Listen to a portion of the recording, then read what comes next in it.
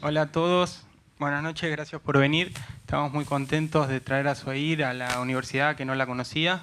Esta actividad del Centro de Estudiantes para nosotros es muy importante porque Suair para nosotros, aunque lo conocimos hoy o hace poco, es como que lo conocemos hace mucho porque sus películas, su obra nos acompañan todo el tiempo, nos inspiran.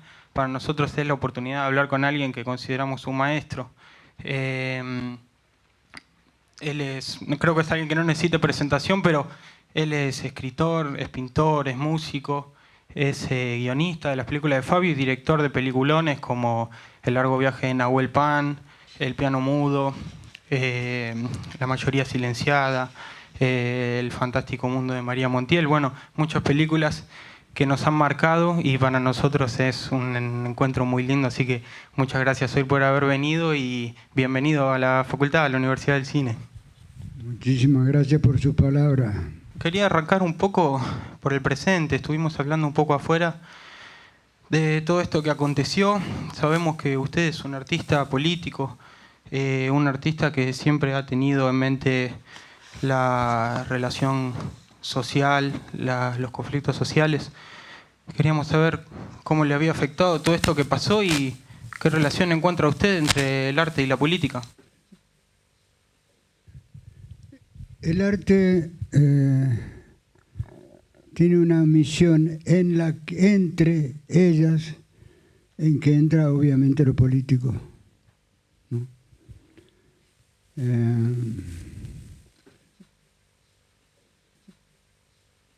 el arte cinematográfico sobre todo vive denunciando sucesos de la sociedad humana a través desde sus comienzos. Desde aquella de Chaplin, como que se va para la casa haciendo el movimiento el trabajo industrial, como se llama, tiempos modernos, una denuncia tremenda, maravillosa, y no sé en qué año habrá eso, en el año 15, una cosa así. En fin, hay muchísimo trabajo. De todas las artes, creo que el que más ha hecho política eh, ha, ha utilizado el suceso de lo político y de la dramática humana es el cine.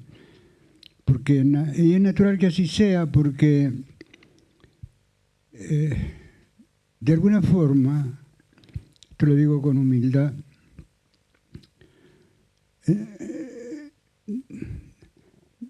el cine es una especie de quien lo ejerza, consciente o inconscientemente, está siendo un remedio de la existencia humana con sus dramas. Y consciente o inconscientemente es un pequeño Dios doméstico que en vez de crear un universo, crea el universo en 10x10 en una pantalla. Este suceso, que es de orden sagrado, por así decirlo, porque se hermana con la vida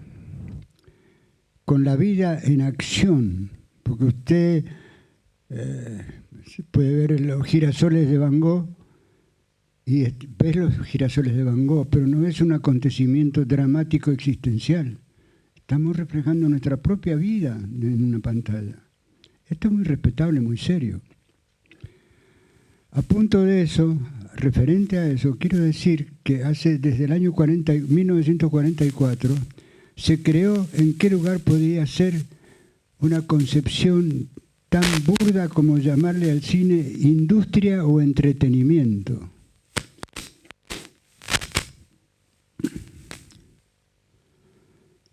Esto me parece a mí una falta de respeto,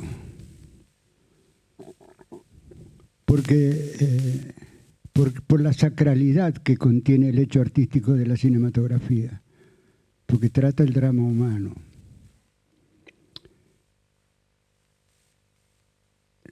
Quien dice del cine es industria o entretenimiento, y entretenimiento. Yo no podría decir que la piedad de Miguel Ángel es un entretenimiento o que los girasoles de Van Gogh, al verlos me entretuve. No, mi amigo. Si vos vas a ver una obra que se hace a fuerza, se construye con el alma y con el espíritu, no vas a entretenerte, sino a enriquecerte el alma. Porque si no, si querés entretenerte, te vas a un parque de diversiones, pedazo de cabrón. Digo, como un hecho de respeto a sí mismo, porque se insulta quien confunde la palabra industria o entretenimiento con conceptos trascendentes de la existencia.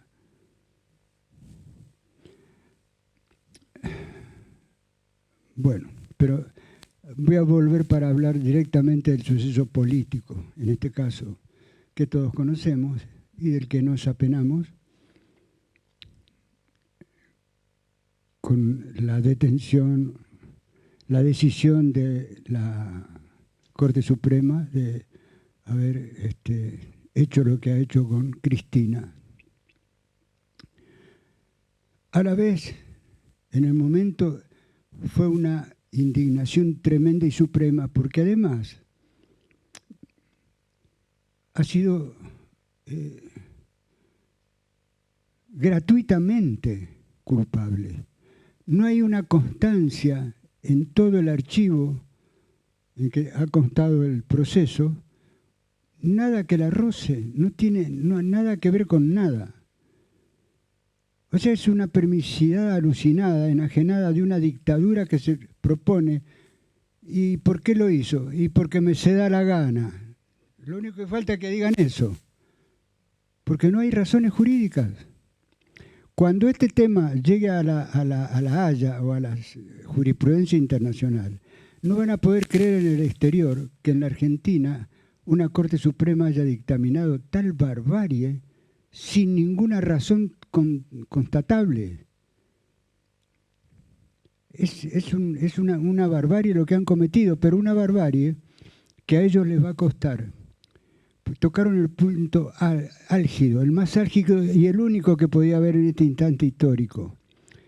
Porque el pueblo está, desde hace mucho tiempo, desde que cambiaron repentinamente en el año 2015, cambiaron 12 años de cristinismo, en donde todo se dignificó, en donde todo era bello, en donde todo era posible, humano y respetable. Al pueblo se le ocurrió jugar con una enfermedad de tipo psiquiátrico de masas, en donde repentinamente se volvieron pérfidos y eligieron a un personaje siniestro, con antecedentes siniestros como Macri, y lo pusieron a ejercer su mandato. Luego subieron la apuesta al pueblo, votando a estos personajes que son todos realmente psiquiátricos, de perversidad psiquiátrica. Y esto no tiene rumbo, ha llegado a un estado de anestesia la sensibilidad advertible individual y general de la gente de la Argentina, con una tranquilidad y una paz que no les importa ni pasar hambre ni ser golpeados en la calle, ni mandados presos, ni matando niños, ni quitando calmantes a los enfermos terminales de cáncer. Y dicen que si vos tenés hambre, vende un riñón. Es decir, nunca, ni en el infierno, yo creo que Lucifer estaría asombrado de ver esto. Y si lo ve, que supongamos que fuéramos creyentes y lo ve, no podrá creerlo. Él mismo, Lucifer, se asombraría de esta barbarie en donde nadie dice nada. Todos estamos en silencio. Este acontecimiento ha remecido las almas. Este acontecimiento va a reunir nuevamente al peronismo que fue con su doctrina purísima de toda la vida. Esto es lo que ya despertó al pueblo. No es que ya lo despertó. Y esto les va a costar a ellos la gobernabilidad y los posteriores juicios por genocidios que lo han hecho a mansalva. Unos muertos por hambre, otros porque los mataron con dolor, porque no le dieron el calmante para un cáncer a un niño ni a un grande. Es decir, las barbaries más exageradas nunca se vieron en ningún lugar del mundo. Sí se vieron hechos brutales, pero no esta pasividad democrática en la que lo vivimos. Porque una cosa es que Alemania entró en guerra, los países entraron en guerra, pero tenían razones de otro orden. Acá la pasividad es gratuita, es por hacer, el pueblo se puso de parte de la ultraderecha para sufrir, para ser mal pagos, expulsados de sus trabajos. En fin, para un montón de acontecimientos horrorosos que no cesan día a día. No hay un día que no dictaminen alguna barbaridad, como el Garrahan, por ejemplo.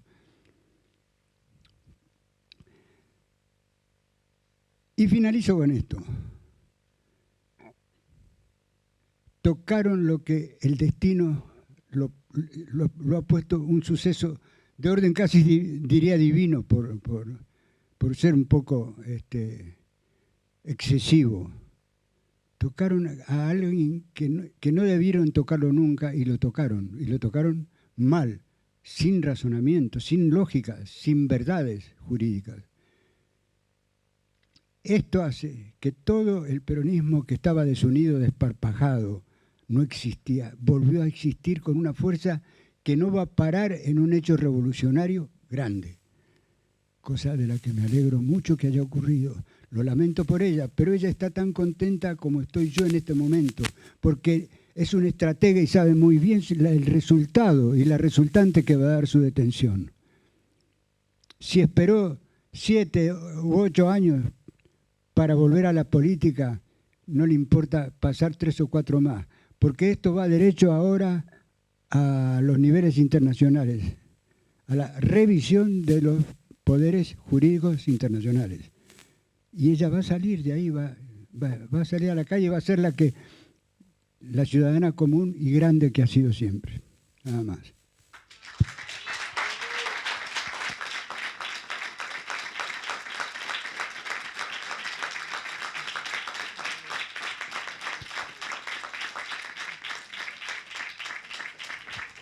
Pensaba hoy, ¿no? Cuando venía para acá, qué vigente está la obra de Zuhair, porque sigue habiendo chicos como Polín, de Crónica de un niño solo en la calle, yo los veo todo el día en el centro, y sigue habiendo persecuciones políticas como la de Miguel Ángel Estrella, y sigue habiendo mapuches sin tierra como Nahuel Pan, y es increíble, pero la obra de Zuhair está cada día más en tiempo presente.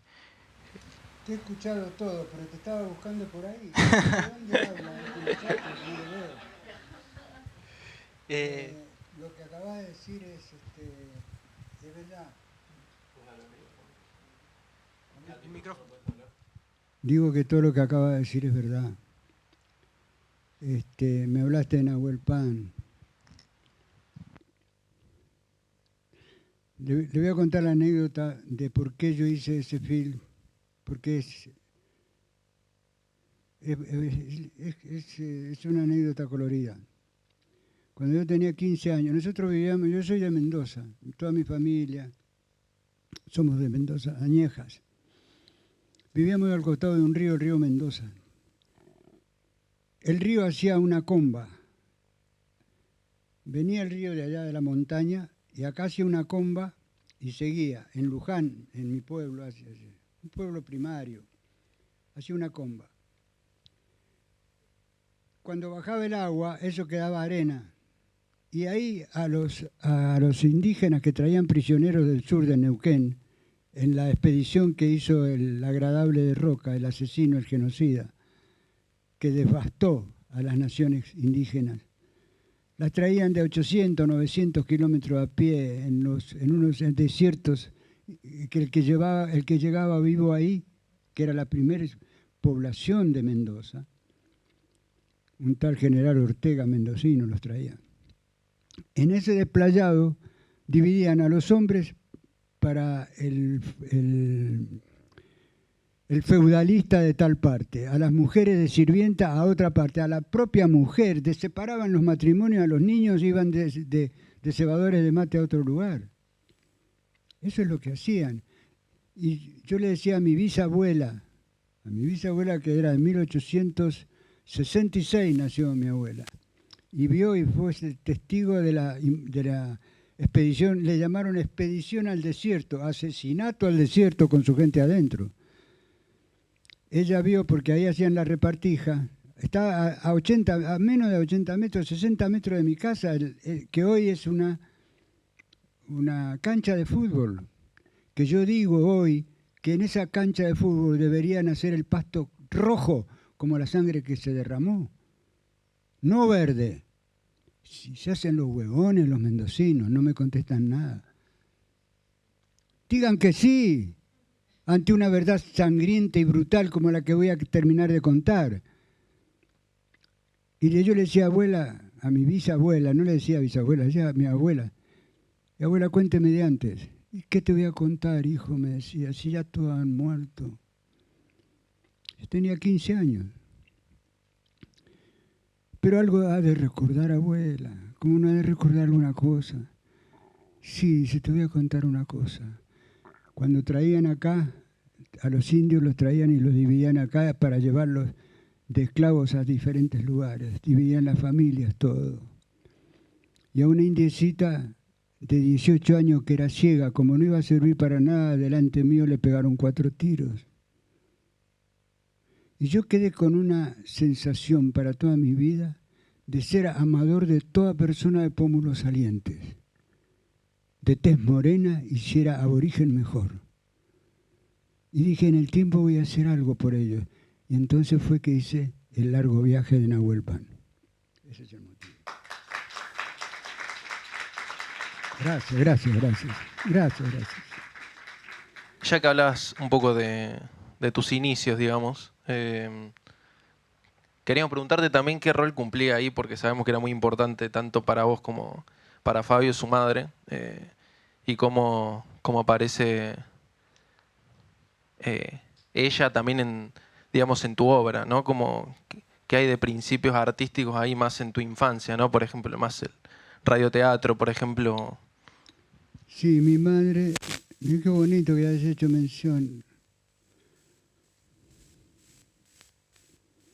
Me emociona porque es la primera vez que nombran a mi madre.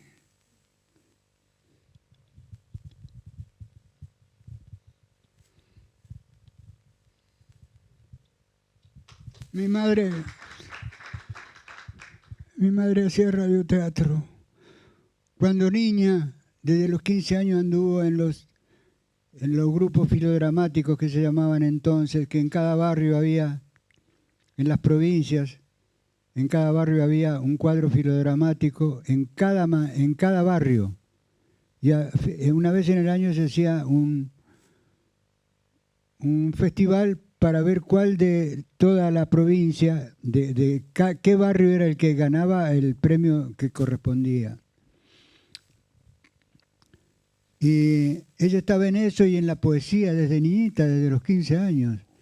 Luego en el tiempo ingresó al radioteatro y a partir de eso la escuchábamos nosotros por la radio haciendo las novelas, y después ellos salían al teatro a dar la misma obra pero teatralmente. Bueno, ese tipo de relación con el teatro a partir de mi madre ha anidado en nosotros. Hablo de mi hermano y de mí. Ha anidado en nosotros y ha fundado cosas que no nos dábamos cuenta. Lo íbamos grabando en el inconsciente, porque nuestras vidas eran realmente marginales y nada más que marginales. Pero mi madre de pronto estaba haciendo un quehacer y estaba diciendo una poesía mientras hacía su quehacer. Y así, aquellas dos personitas que no tenían destino, o su destino sería por ahí he dicho en alguna narración, tuvimos la suerte de no morir por una bala cualquiera. Bueno, así fue que nos fuimos formando en lo sensible, mi hermano y yo. Cuando quisimos acordar, uno terminó haciendo de actor acá en Buenos Aires, y yo, de desesperanzas y añoranzas de mi tierra, empecé a escribir una narración y ese es el comienzo.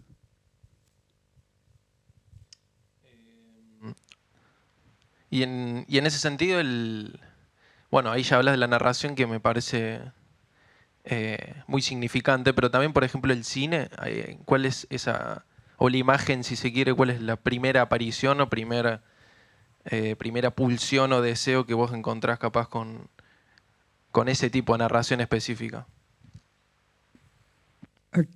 Accidentalmente los dos. Yo en lo que es narrativa y mi hermano en lo que es lo actoral comienza a mostrarse en el mundo de los pasillos de televisión, ese tipo de cosas, y le va bien, actoralmente le va bien. Pero esto tiene un antecedente que sería muy largo explicarlo y no sé si aportaría. Lo hago esto para sintetizar un poco. Yo tenía que, para poderme dormir, yo me tenía que dar vuelta a la manzana, acá en Buenos Aires, hasta que se me hacían las 4 de la mañana y ya vencido me dormía, pero la añoranza era tan grande que finalmente eh, descargué todo eso escribiendo. Esa fue la realidad. Este fue el comienzo, porque no teníamos inclinación particular por nada, y de pronto nos nació por el todo. A mi hermano por el asunto de lo actoral y a mí por la narrativa. Pero nunca habíamos imaginado que íbamos a hacer eso, y yo ya era una persona de 21 años y mi hermano de 18. En ese instante comenzaron las cosas a actuarse, a ponerse en movimiento.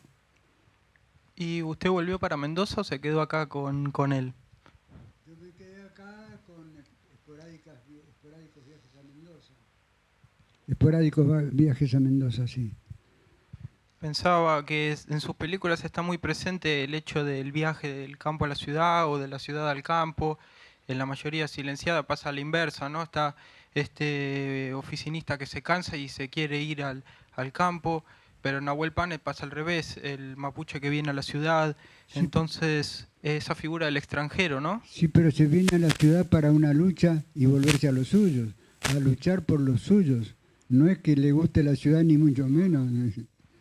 No, no, para nada. Pero Ah. quería saber en usted cómo siente la ciudad, si existe algún aprecio o para nada.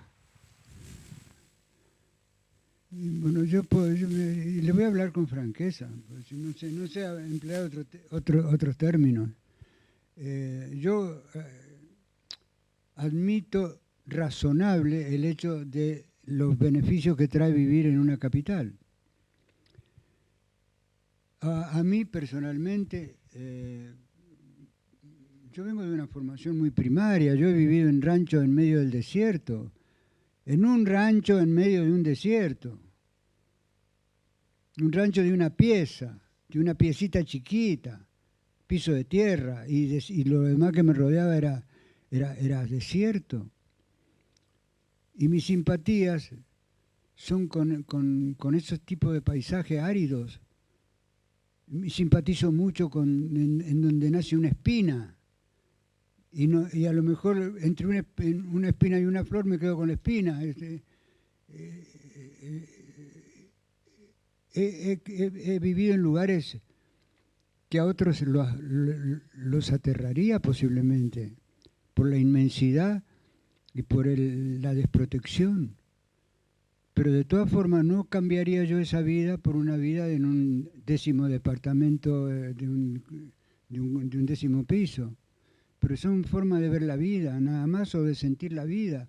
Cada uno la ejerce como el destino le marcó y lo culturizó interiormente, lo fue formando interiormente. Yo sé que hay gente que tocar de la General Paz para allá, de la gente de la capital, la aterra y le parece haber bajado a algún submundo oscuro. Y para nosotros, yo vivo en las afueras. Gracias a Dios vivimos en un pueblito chico y donde son todos obreros, peones, y es con los que yo me siento bien porque soy parte de ellos. No sé si tiene tanto que ver con, o capaz que sí, la idea de campo-ciudad con qué lugar ocupa también en tu obra, en tus escrituras y tus películas también la cuestión de la tradición y si se quiere el mito. No sé, pienso en Juan Moreira, pero también pienso en una obra plástica. Suair también es artista plástico, que es sobre la Salamanca. Hay un mito ahí también, hay un... La Salamanca. Sí. El asunto de la Salamanca es muy interesante. ¿Saben ustedes lo que es Salamanca? Bueno, la Salamanca es una creencia popular de toda la Argentina, de toda Latinoamérica, y no sé si en Europa también debe tener alguna respuesta. La Salamanca es un lugar, idealmente un cerro con un hueco, en donde Lucifer convoca a quien quiera, sobre todo a los desesperados, a los que nunca los abrazó nada más que la miseria. Y a ellos les entrega Lucifer todo lo que de la cueva para afuera le es negado. Quien quiere escuchar música o llegar a tocar música va a ser un gran feliz guitarrero pulsando el diapasón de punta a rabo, porque él le va a dar el poder, aunque sea por 3 noches. Él va a calmarle todo tipo de dolores, porque él también es un desesperado, porque siente que ha sido castigado sin una razón valedera, porque en Nazareno le pregunta, ¿tus padres? No, yo no tengo padre, no. ¿Cómo no? No, yo no tuve padre ni madre. Él dijo, sea y fui. Y por ser tan hermoso, que yo me vi que era hermoso, se incomodó Dios y me mandó, como egolatría, que estaba yo por sobre todos los arcángeles, me mandó a ser sombra de hombres, a ser el dueño del mal. Y yo soy un desesperado como ustedes, por eso los amparo. Ese es el criterio que va. Le digo otra cosa, fíjense acá, para que se les arrime más la Salamanca y Lucifer, la palabra Lucifer. No me mandó él para hacer publicidad demoníaca, les advierto. Pero fíjense ustedes, ¿qué es el carnaval? Acá en Latinoamérica. Acá en el norte se desentierra el carnaval y dura una semana la fiesta de carnaval, famosa que todos conocerán, aunque sea de oídas. Ahí están las comparsas, ahí están los vestidos de colores, ahí está la alegría, ahí está. Desentierran a Lucifer, al diablo de la fertilidad, al diablo bueno, al diablo de la fertilidad. Durante 7 días y 7 noches se vive en música y en glorias. Es más, les voy a contar. Hay paisanas de las montañas que viven solas, bajan, porque es el diablo de la fertilidad. Entran en esa vorágine, casi diríamos de orden, un poco fuerte la palabra esta, pero no alcanza esto, pero es la única forma de pintarlo. Está la euforia del baile, de las músicas, de los pífanos que tocan, que llama a lo orgiástico, a beber, a ser felices como se pueda, lo más que se pueda durante 7 días, porque después van a volver a todo un año de labranzas brutales. Y bajan algunas mujeres a tener una relación para volver a sus lugares, a sus nidos en la montaña, y que les nazca un hijo que las cuide cuando sean ancianas, o que las cuide en su vida. Porque también ayuda en la fertilidad humana. Y les voy a contar otra más, la última, al respecto de lo que significa Salamanca o la deidad del diablo. Yo tengo más simpatía por él que por otras cosas. Porque me encantan los pueblos que sean felices al menos una vez en el año. No hay deidad en la tierra que cumpla esos designios y sin embargo él lo logra. En las minas del Perú, de Potosí es de Perú, Potosí es del Perú, de Bolivia. En las minas de Potosí, de Bolivia, a poco de bajar al túnel de la mina, hay un Lucifer en imagen. Todas las minas tienen eso. Lo hacen los obreros y le rinden culto y le regalan cigarros y le ponen aguardiente o coca o lo que fuera. ¿Por qué? Porque es el protector de los mineros en sus tremendas profundidades y horribles lugares en que están trabajando para que no sean tapados por un desastre. Y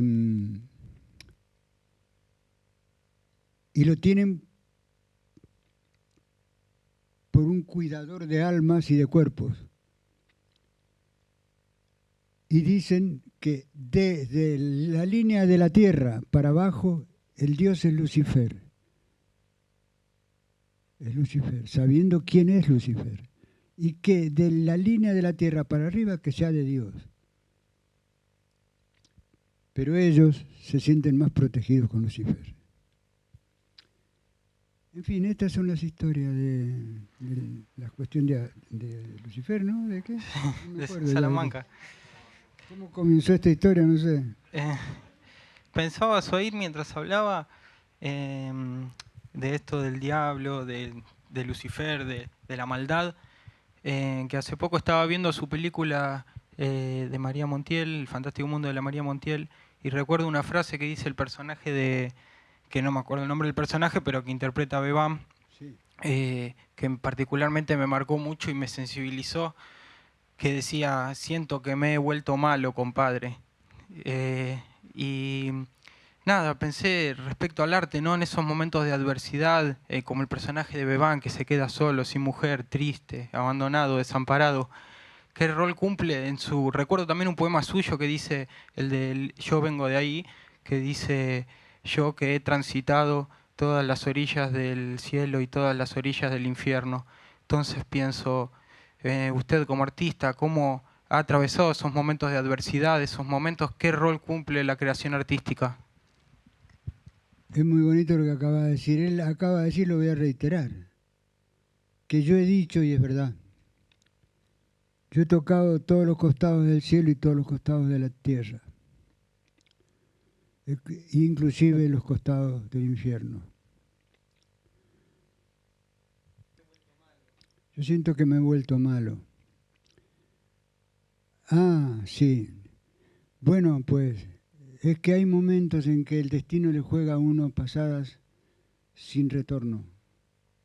Porque cuando hay un posible retorno, aunque sea en la esperanza, las cosas van pasando. Pero cuando a uno lo lastima la existencia en una forma abrumadora, en que el dolor, hay dolores físicos, sí, generalmente son dolores físicos, pero cuando duele el alma es un dolor insoportable, es insufrible. Y entonces uno tiene legitimidad si dice: me he vuelto malo, estoy tan enrabiado,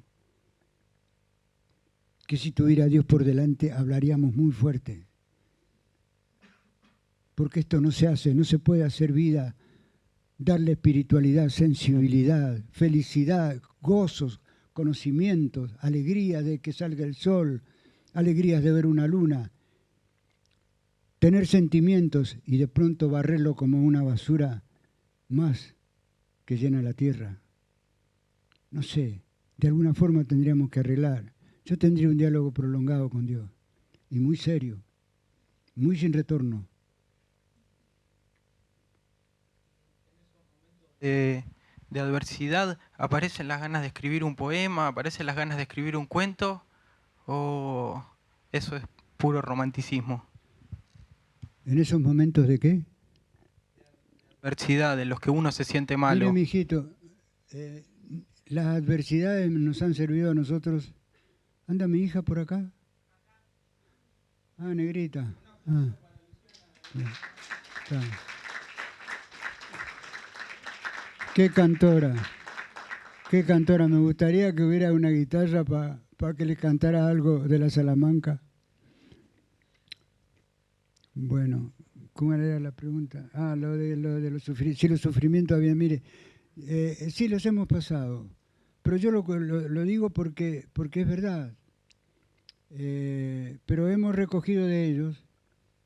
Lo mejor que nos pudo pasar es haber tenido adversidades, porque hemos aprendido tanto de las adversidades, mi hermano y yo. De cada adversidad hemos sacado una conclusión. Crónica de un niño solo es la primera obra que hizo mi hermano y que trabajamos el libro juntos. Pero es un lugar donde estuvimos nosotros.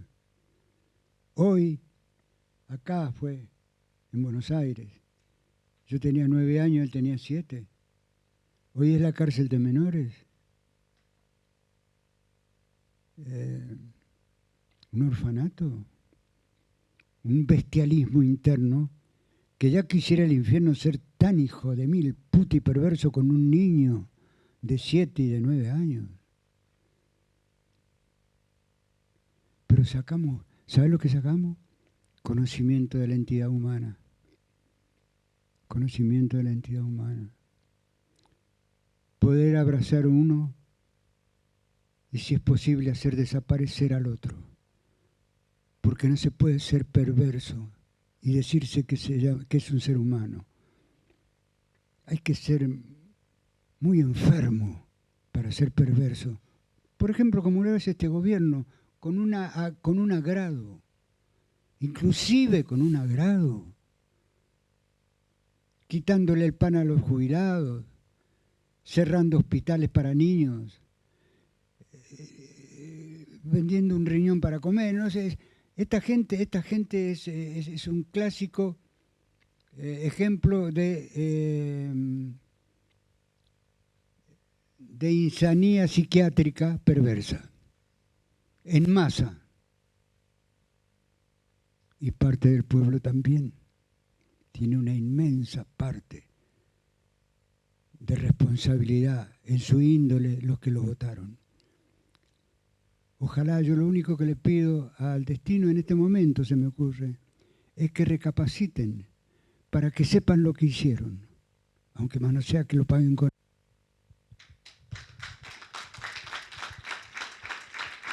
Gracias, muy amable. Gracias. Yo quiero pasar brevemente por esto que hablas de las historias, que empezaste hablando de la Salamanca.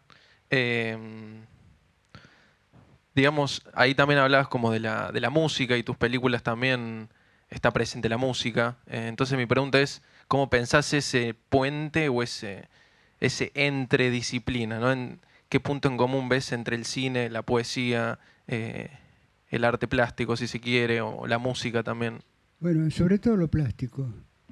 Y de la música puedo dar un ejemplo muy lindo, y si ustedes han tenido la suerte de ver un film norteamericano que se llama Cigarros, no sé si alguien lo vio, es un film sencillo, contado con naturalidad sencilla entre gente sencilla, pero sobre el final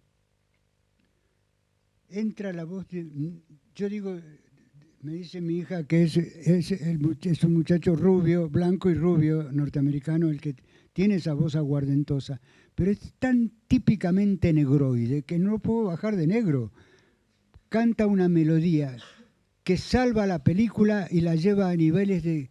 Entonces vos decís, qué maravilla que hay, en donde a veces suele estribar la trascendencia de una edificación, en este caso una película.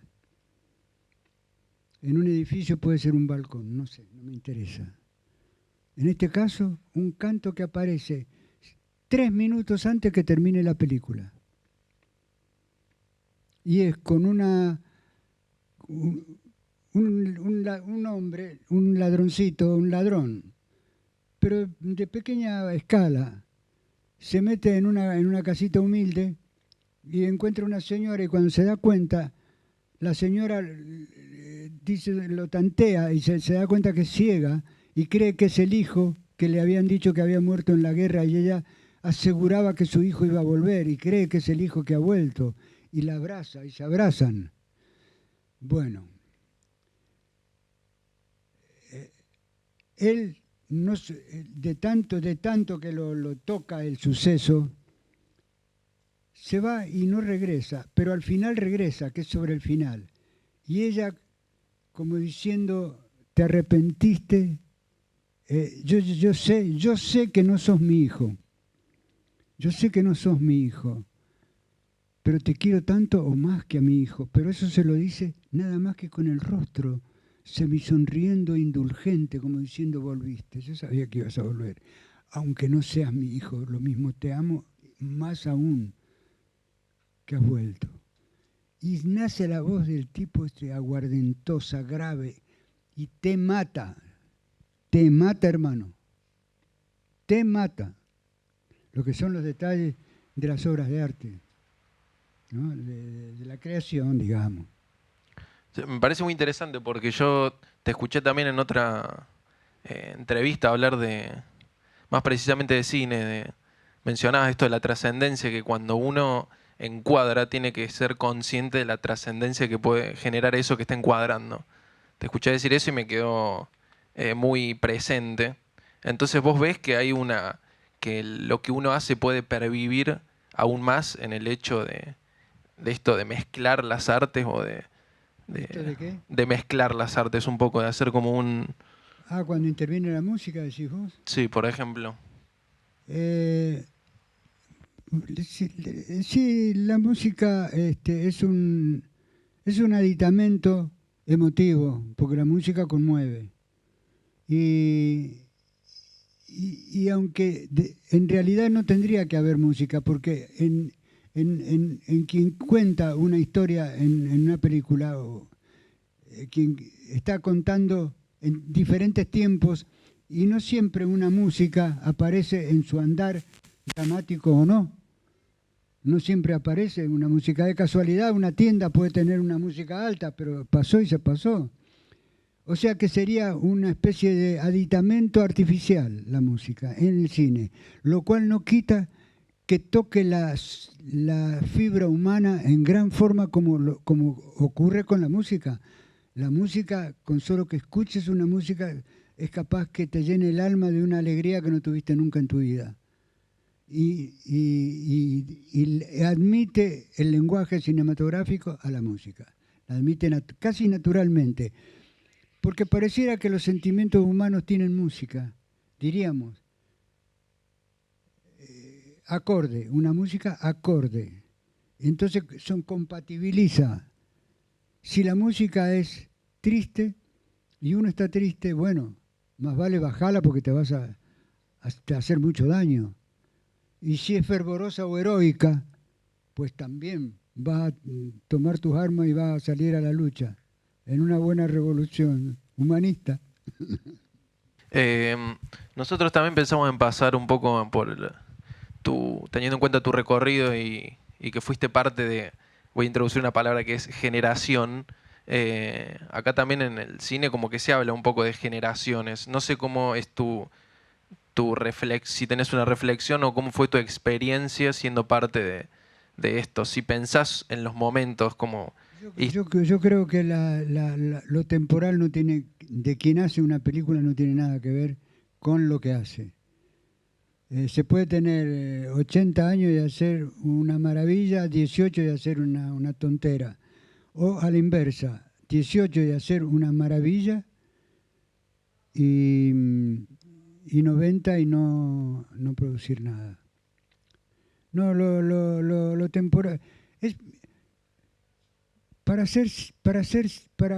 recrear vida, que es lo que vas a hacer, tenés la obligación, más que de los libros y de las tesis, hay que vivirla a la vida. Hay que conocerla desde el estaño para arriba y conocer la calidad humana de cada capa social y humana que hay. Saber cómo dijo buen día. Porque por buen día abrió la puerta y dijo buen día. se pueden decir de 60 a 70 maneras diferentes en la gama tonal. Y en la gama tonal te vas a dar cuenta si la persona es mansa, si viene tensa o si es peligrosa. O muchas cosas más. Es decir, filmar es un acto delicado y muy respetable porque se trata de crear vida. A una manera, como dije al principio, de un pequeño Dios doméstico. Se tiene que conocer mucho. Se tiene que conocer inclusive los sexos. Profundamente. Vos tenés que llegar a sentir lo que pueda sentir una mujer y a la vez lo que pueda sentir un hombre. O lo que vos presumís cómo reaccionaría una mujer ante el mismo hecho. Pero por lo menos acercarte a esa proximidad. Primero leer la vida y después agarrás los libros y el ángulo.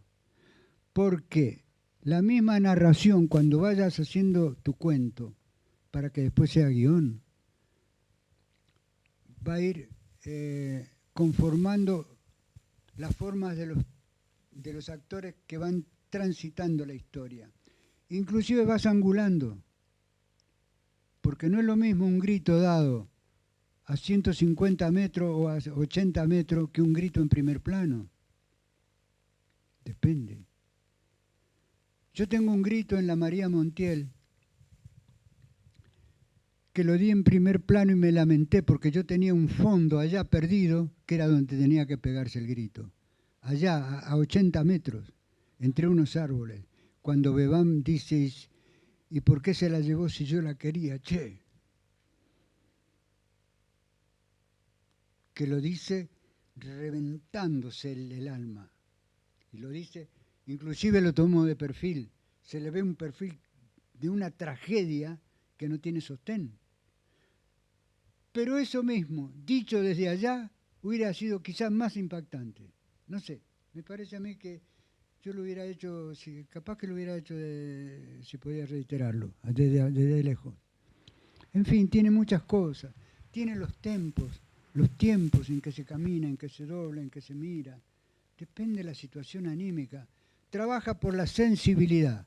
Esa es la que manda al director a un hecho para ser filmado. Me quedé sin palabras porque me emocioné un poco. Pero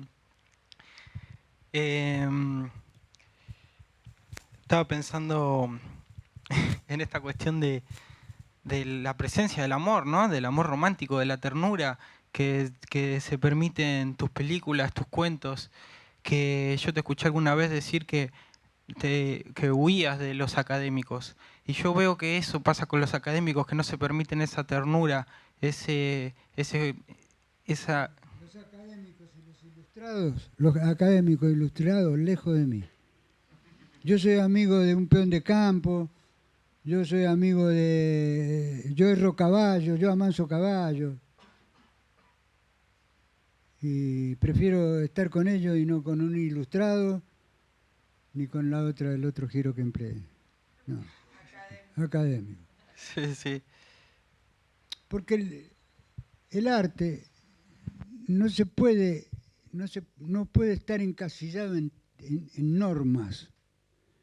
El arte tiene la factibilidad de la libertad total.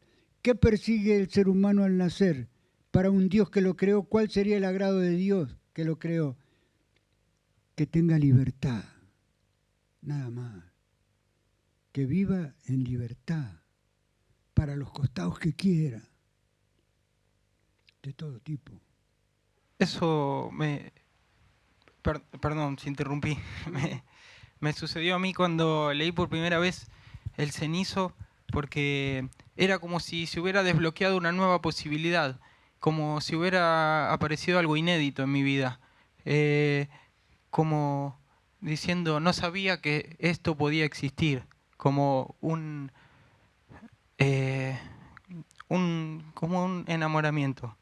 Eso me pasó cuando leí El Cenizo. Y creo que eso tiene que ver con lo que vos decís, con la libertad con la que está escrito, con la que está abordado el tema. que es algo irrepetible, que solo lo podrías haber hecho vos, no lo podría haber hecho otra persona, o alguien que haya sido formado o que haya recibido reglas a partir de las cuales escribir un cuento. Pero bueno, era un comentario nada más, no hay pregunta. Muchas gracias, muchas gracias. Muchas gracias.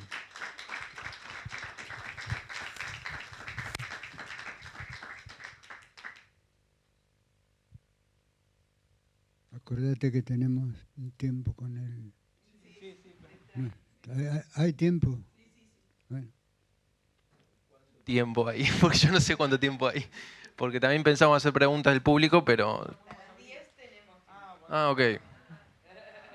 10:30. 10:30. 10:30. ¿Alguien del público, si quiere hacer una pregunta, hágala? Si no Sí, quiere también hacer- está esa posibilidad.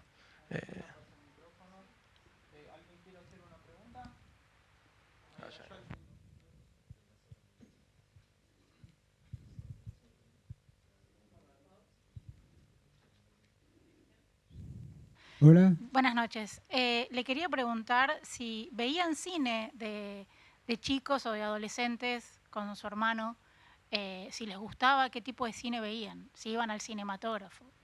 No, bueno, íbamos mucho al cine.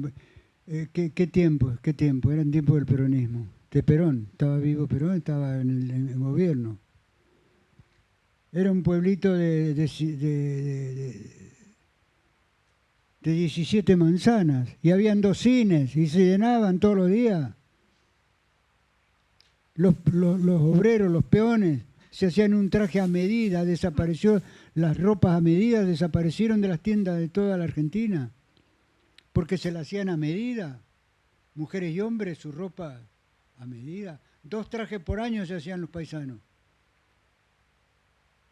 Y los cines llenos todas las noches. Sí, pero no teníamos referenciales que nos dejaran. El cine no íbamos teatro ranta para perder tiempo. ¿No? Claro. No. Y en ese tiempo se daban peliculitas muy que por más sensibilidad que tuviera, aunque no tenían contenido, muy clase medista, muy sin teléfonos blancos, Claro. Esas cosas. Está bien. No tenían contenido.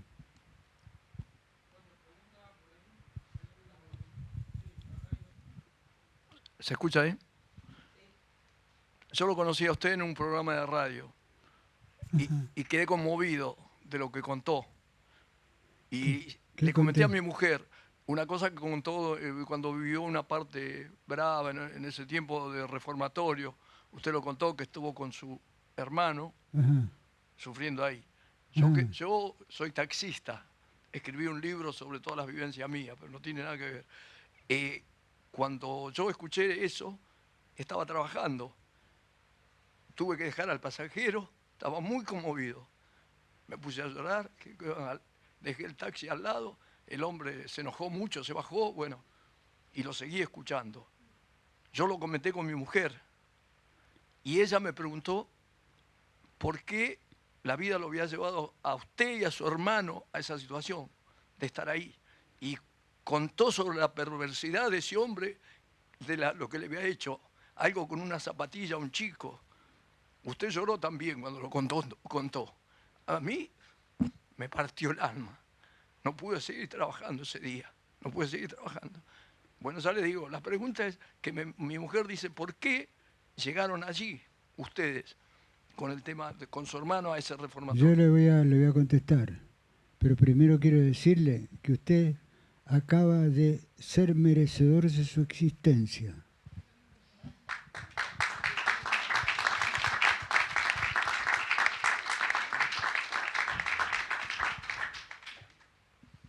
Más que merecedor de su existencia. Tendrían que duplicársela si existiera un Dios. Bueno, el motivo por el que estuvimos en ese orfanato es porque mi madre primero no sabía, porque ella se vino porque era actriz, se vino a tentar suerte por acá. Y de una pobreza que no tenía de qué vivir ni qué comer. pero quería estar con su hijo, ver a su hijo, porque estuvimos mucho tiempo separados. Ella tratando de subir acá, tener un trabajo, y nosotros allá cobijados por las alas de mi abuelo. Que mi abuelo fue como un gallo amparador de nosotros siempre.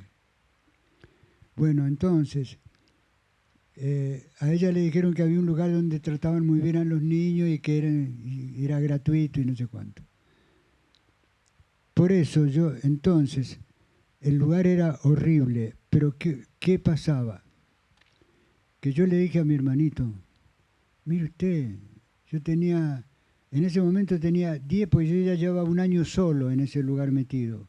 Y cuando yo cumplí el año, entró mi hermanito y le dije, mira, esto es así, esto acá, esto es una verdugueada tras verdugueada, esto es un infierno, pero no tenemos nada que decirle a la mamá, porque ella, tenemos que decirle que es hermosísimo esto, porque ella no puede tenernos ni darnos de comer. Y así fue que la tuvimos engañada durante 3 años. A los 9, 10 años yo ya obraba como un viejo. Ya tenía 400 años yo. Y mi hermanito me siguió y nunca le contamos a nuestra madre. Y aquello era terrible. Terrible, hermano. Contarlo me da asco. De la perversidad de los adultos, pensaba yo, si este es el mundo de los hombres y de algunas mujeres, porque habían celadoras, eran celadoras y celadoras y celadores como en los patronatos, como en las cárceles. Se dividía por pabellones, habían 8 pabellones por edades. Pabellones tienen las cárceles, ahí se le llamaba pabellón también. No.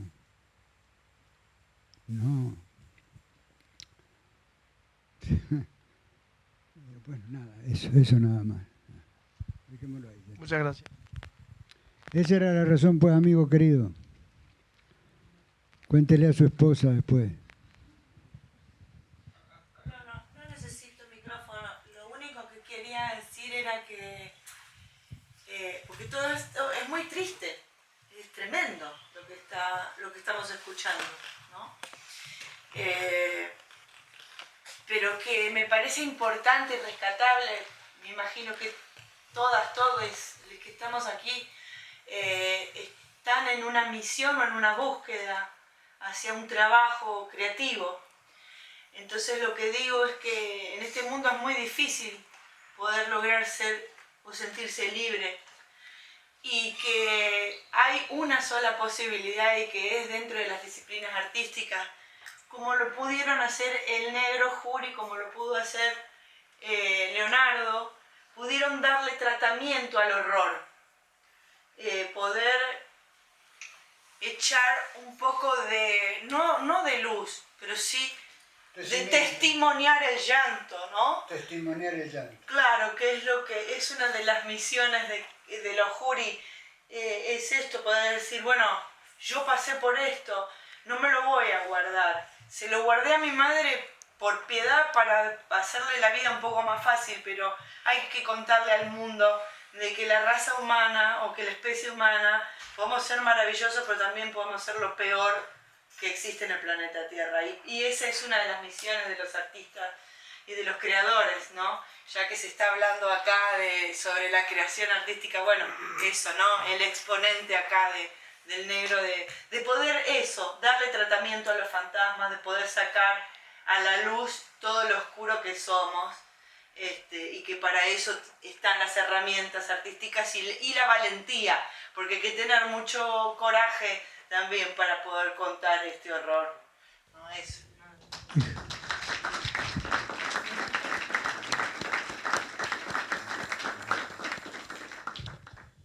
Sí, junto con eso, como contrapartida a lo oscuro, quiero decir que eso nos enseñó paradojalmente, extrañamente, a amar al ser humano en una forma casi a veces desmedida. por ejemplo, en María Montiel, en una película mía, un personaje está en una plazoleta, ha perdido la razón hace mucho tiempo, no se sabe cuándo, pero saluda a todo el mundo. Lo único que hace es saludar, venga, y se encuentra con una nena que es la protagonista. Dice, ¿de dónde venís vos? De los hornos. Los hornos, sí, de los hornos de hacer ladrillo. ¿Y hay gente por allá? Sí. ¿Gente? ¿Hay mucha? ¿Cuánta? Hay mucha gente. ¡Qué hermosura! En todos lados hay gente, dice el loquito. ¡Qué belleza, hermano! Enamorado de la gente. ¡Qué belleza! Bueno, nosotros hemos pagado con esos hechos. Digo, ahora se me ocurre que hemos pagado con esos hechos. En este momento se me ocurre. A pesar de todo. No sé. Bueno, no sé, ¿alguien más tiene alguna pregunta? Ahí. Yo le quería preguntar si a través de la obra suya y de la obra de Leonardo, bueno, se magnifica todo lo que es su cultura. ¿Y de dónde proviene esa cultura suya? Mire, le voy a contar una anécdota que ya la conté alguna vez, que se tape los oídos, no de mí, porque ya la escuchó. No, pero el público se renueva, como dice la señora. Le voy a contar una anécdota que da pie vastamente a lo que ella pregunta, que de dónde hemos finalmente absorbido esa invitación a lo espiritual o a lo trascendente, o a la creación, como quiera llamarse de ella. O a una forma de vida como cualquier otro ciudadano humano.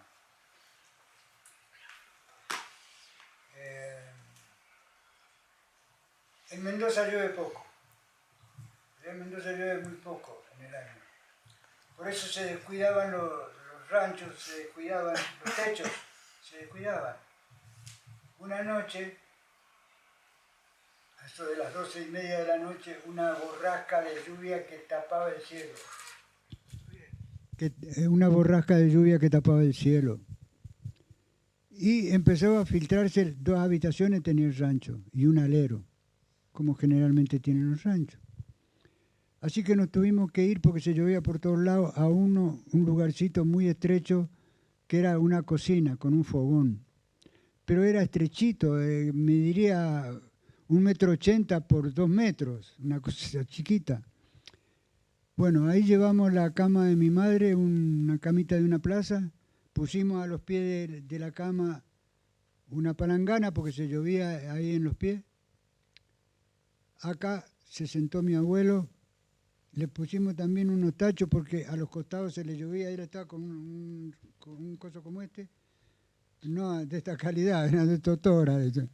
Bueno, la cuestión es que le llovía acá, mi hermano a mi derecha, yo a los pies de mi madre.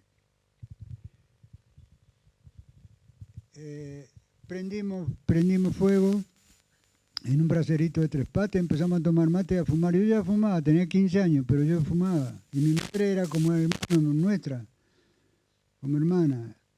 Entonces no ha sido nunca una madre, una amiga y una hermana ha sido. La cuestión es que dirán ustedes qué fea cosa. Y nosotros pensamos, qué hermosura, tenemos dónde poner un catre, una palangana, un brasero para calentar agua y tomar unos mates. ¡Qué hermosura! Pensábamos. Mi madre comienza a decir versos. Uno de los versos era, se lo voy a decir acá, era en un castizo porque mi abuela, la madre de mi madre, era de Navarra, España. Y dentro de las poemáticas que decía mi madre, que conocía a mi madre, habían criollas, habían de todo tipo, y entre ellas una que a mí me quedó de chico, porque se la escuché 2 o 3 veces, y después cuando grande la pude recoger en parte. Y dice así, que es de un campesino español, rústico. Sae pae cura, sae, en vez de sabe, sae pae cura, llorante fui malo,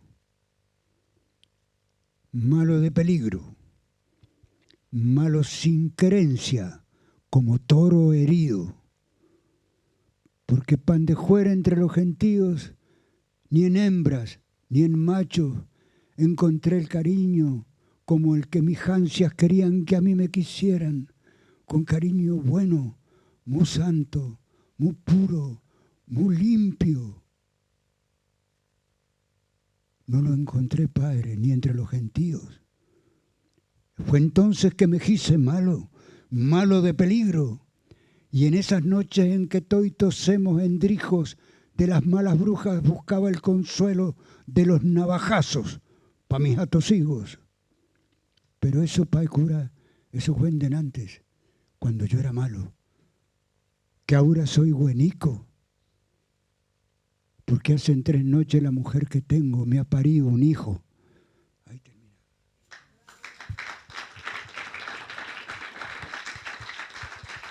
Gracias.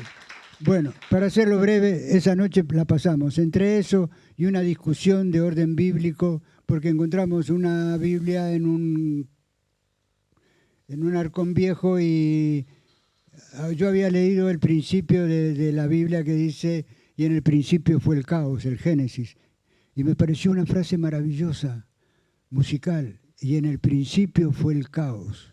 Así comienza. Bueno, con poemas y con discusiones bíblicas llegó el canto de los gallos, llegó el aclarecer de la mañana, mi abuelo se fue levantando del asiento en que tenía y dijo, llevo muchas noches sobre esta tierra, sobre la tierra, pero noche como esta no he pasado nunca ni la volveré a pasar. Y ahí termina la historia. De ahí es que tenemos algo nosotros.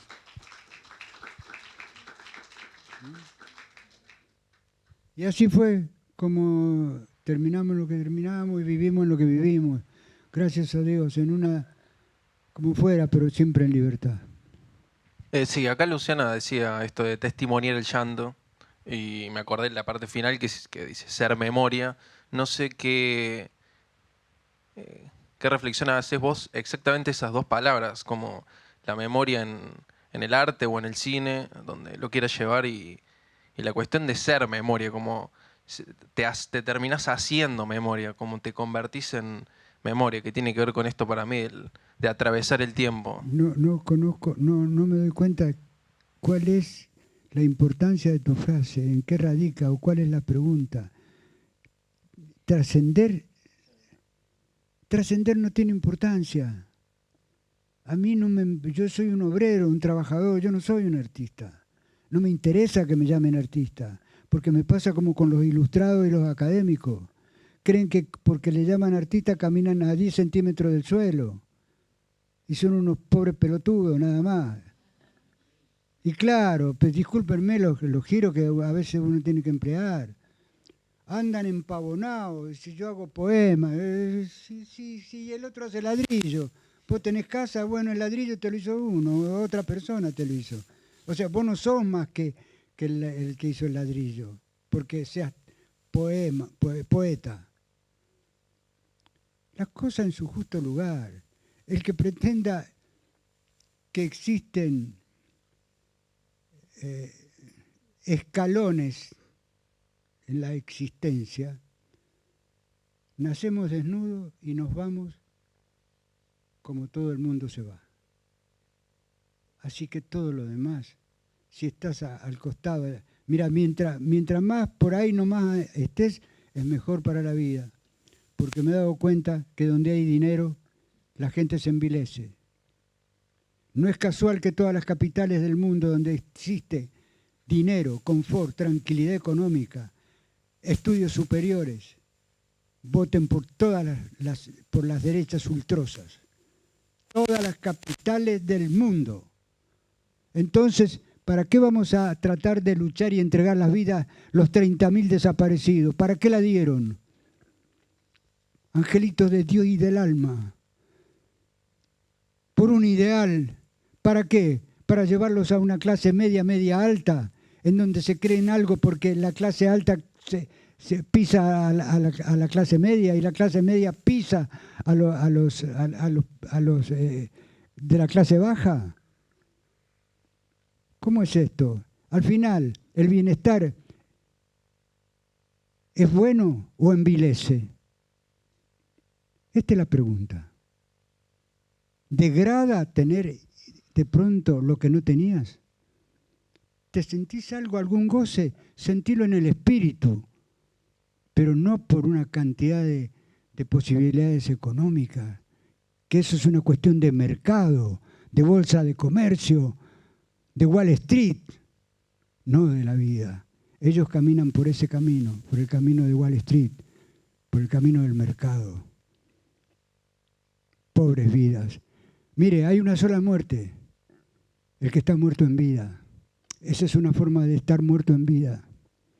La vida es una sola, irrepetible y para siempre. Entonces, equivocarse para vivir es un crimen que se comete.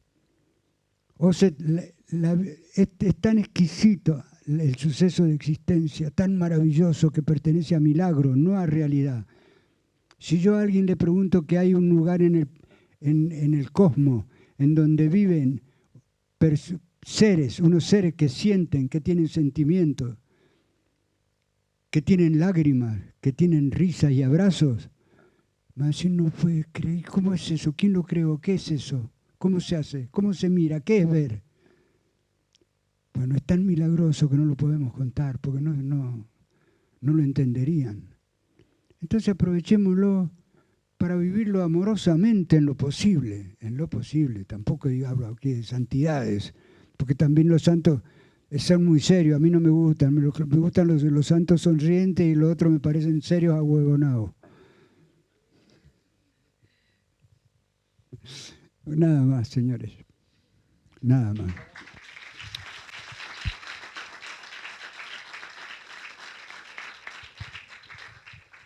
Una pregunta, ¿no?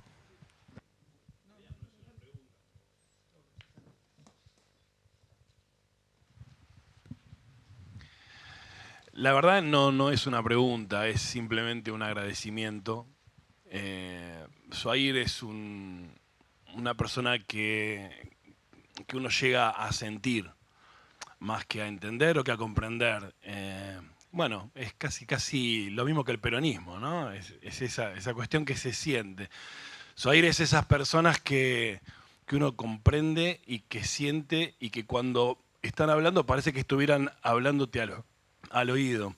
Yo tengo el honor de leerlo todos los días en las redes sociales y a veces intercambiamos algún mensaje por ahí. Y nada, es decirle por ahí a los que son más chicos, yo soy del año 72, tengo 50 y pico ya, que en una época de mucha oscuridad como esta, como la que está empezando ahora, él era un faro para nosotros donde nos regocijábamos, porque en él encontrábamos el peso de la historia y el peso de cada palabra en una época en que era muy difícil de encontrar, porque había muchas lucecitas de colores y muchos espejitos, pero pocas verdades. Y nada, agradecerte eso, Zuhair, que seas esta tremenda verdad que sos para todos nosotros.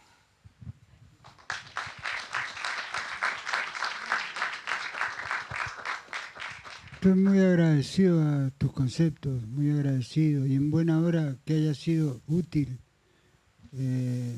este pequeño quehacer, este quehacer natural, como cualquiera podría estar acá, cualquiera de ustedes. Da la casualidad que estoy yo, pero es lo mismo. Es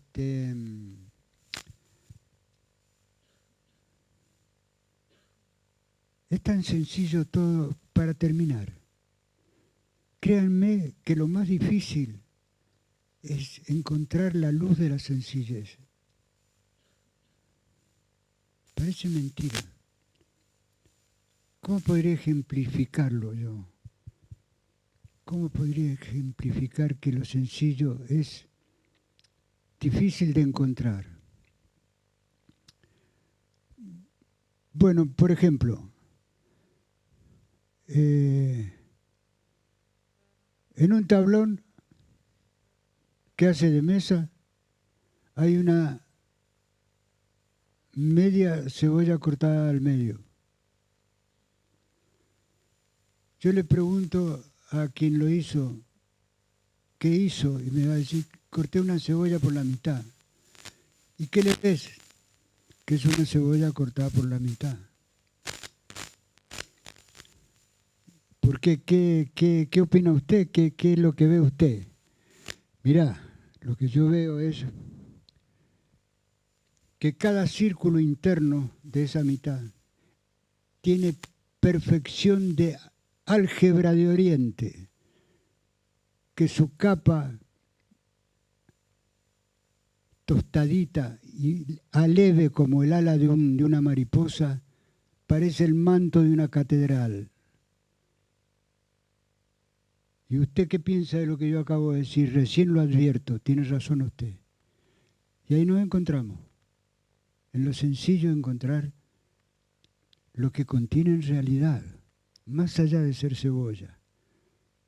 Tiene una conformación que únicamente un ser supremo, muy supremo, puede ordenar de tal suerte que tiene un equilibrio inconcebible. Así como es una media cebolla cortada por la mitad, así es toda la naturaleza en general. En general. Y así es la vida y así es todo. La capa de ozono que nos cubre se preguntó a sí misma cuando se hizo el universo, cuando se hizo el planeta, viendo allá abajo todo las maravillas de animales y de flores y de árboles y de selvas. La capa de ozono se preguntó, ¿tengo que crearme yo para parar los rayos ultravioleta y que no se muera toda esta belleza?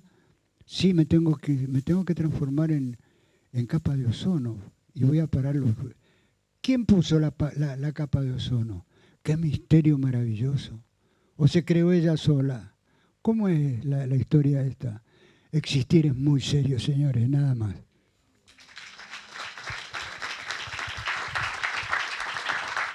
Bueno. Gracias. Muy amable. Ni me había dado cuenta que estaban aplaudiendo. Bueno, ya a modo de cierre, gracias a todos por haberse acercado, gracias a la universidad, gracias a Santi también que organizó la charla conmigo, a Luciana. Una sola cosa antes de cerrar, que me parece importante, es que mucha gente seguramente, muchas lo deben seguir en Facebook. Hace poquito se abrió un Instagram también donde se van a ir cargando un montón de cosas que el negro tiene ahí para mostrar, que son obras pictóricas y pedazos de relatos, de cuentos, de sus libros editados, pero que además hay una obra muy interesante y que me parece importante y que él no habló porque es una persona extralimitadamente humilde. Entonces, quiero que sepan que este hombre sí trabajó por la memoria. Y aunque no sirva de nada ni una canción, ni una poesía, ni una película para cambiar y hacer mejor el mundo, puede dejar una semilla en algún costado de las conciencias de quien pueda llegar a ver en algún momento alguna de las películas del negro, muchas de las cuales no se han podido estrenar porque ha sido muy difícil para un artista independiente o para un director independiente poder estrenar una película, pero que se ha roto el alma, él y un montón de gente más, para lograr hacer unas películas que son muy interesantes para que las vean. ¿Saben por qué? Porque han pasado mucho tiempo de estas películas que yo les voy a decir, que las pueden ver en YouTube, que están en mi canal de pero porque era el único medio en el que tenía yo para difundirla, no porque me interese a mí que me vean el canal de mío, pero están en mi canal la filmografía del negro Jury, y hay 2 películas o más. El fantástico mundo de la María Montiel,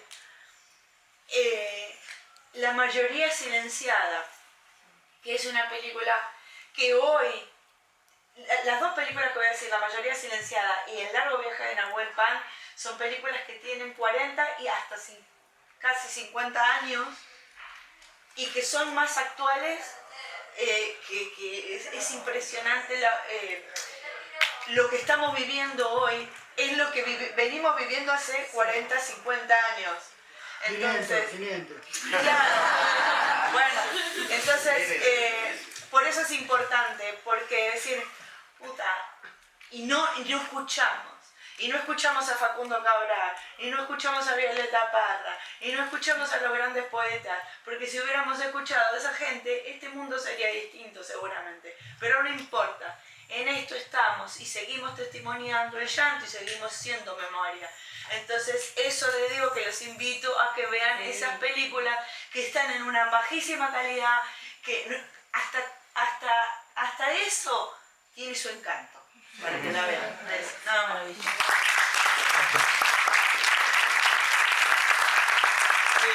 las vi en el canal de Luciana, están ahí subidas en el canal de Luciana Yuri, y si alguno quiere hacer el esfuerzo, también hay 2 películas que estaría bueno encontrar, que son Toby y el libro mágico y...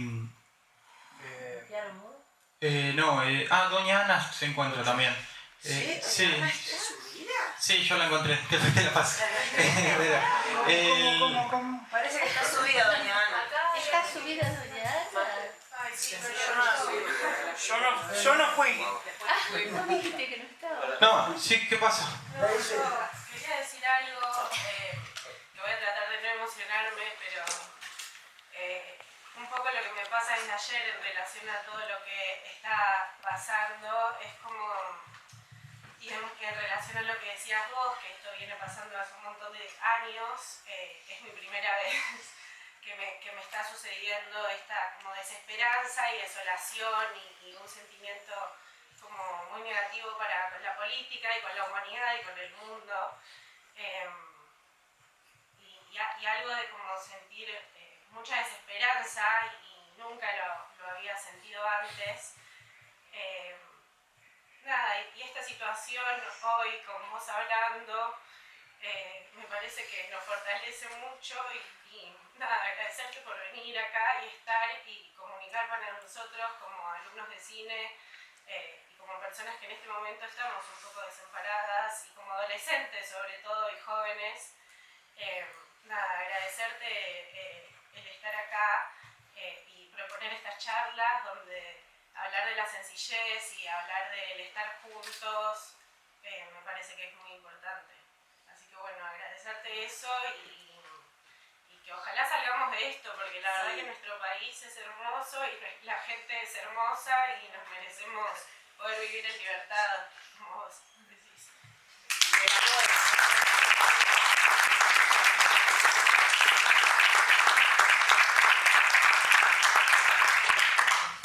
Gracias a todos. Recordaba una frase que dice Nahuel Pan en un momento, que dice: hoy no hemos escuchado palabras, hemos escuchado ruido. Y yo creo que hoy sucedió lo contrario. Hoy no escuchamos ruido, escuchamos palabras, porque como dice Nahuel, Dios ha puesto la palabra en el hombre para decir cosas grandes. Y hoy creo que Soir, cuando habla, dice cosas grandes. Así que nada, muchas gracias, Soir, cuando usted habla.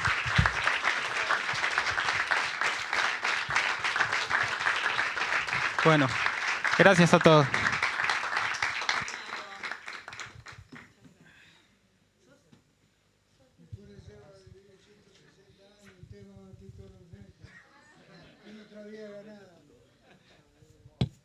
Es un lindo momento para crear, porque estamos mal, entonces estos son los mejores momentos para